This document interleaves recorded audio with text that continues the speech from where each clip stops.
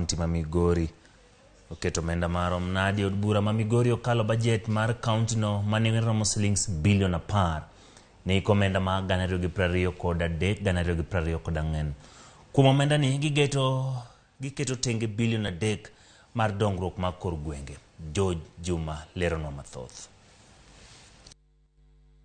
E bajet maromo bilion 10 mar piny owacho mar kaonti ma Migori e iko omenda 2023 nyaka 2024, piny owacho mar kaonti ma Migori geno yudo omenda maromo bilion 8.35 ka kuom piny owacho mamalo ka okalo kuom duolo mochung' ne pok mar omenda ka omenda maromo milion 600 to igeno yudi ka kuom osuru ma ichoke kaonti ma Migori ka omenda mamoko mabende dhi tige siro bajet ni to igeno yudi ka wuok rego moko mago mag piny owacho mabende siro wechego mag dongruok e kaonti ma Migori.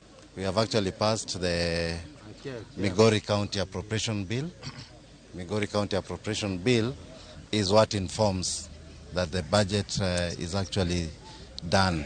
Kuom bajet ni mar bilion 10, omenda maromo bilion 6.96 idhi tigo e tayo chenro e kaonti ma Migori ka omenda maromo bilion 3 to idhi tigo e wechego mag dongruok. Migawo mar thieth e kaonti ma Migori oyudo omenda makore lach e bajet ni omenda maromo bilion 2.3 ka iluwe kod od bura ma Migori moyudo omenda maromo bilion 1. We are aware that we have issues like the car reimbursement that was set by the SRC that had to be allocated to the county assembly. And even as you look at Migori County Assembly, members don't have offices. We are forced to hire hotels to do meetings, so we are having a story building for the same.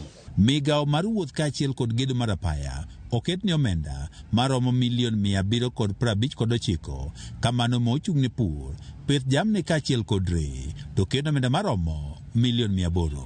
Migawo mochung' ne omenda e kaonti ma Migori omiyo omenda maromo milion 855. Migawo mar somo, ojende kaachiel kod tuke oket ni omenda maromo milion 681 kamano mochung' ne ohala kaachiel kod limbe oket ni omenda maromo milion 727.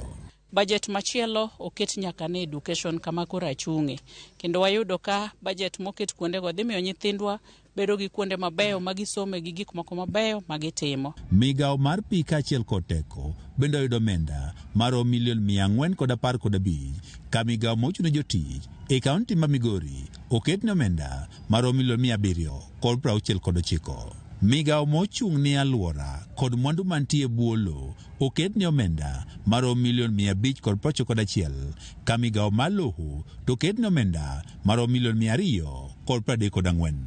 Oganda e kaonti ma Migori ogolo paro mopogore e wi bajet ni. To sekta mar health no pesa manogol ni cha notiyo ang'o gini nikech mato wasewinjo gima dwa timo. Koro ok wasewinjo malong'o gima last financial year pesa mano gima ne pesa no timo malach. Sekta mar pur ema domi pesa maduong'. Gweng'wa nitiere pi manokuny, pigno pok otiyo. Sani higni 10 chakre ne kunye to bajet gi to dhi to kalo.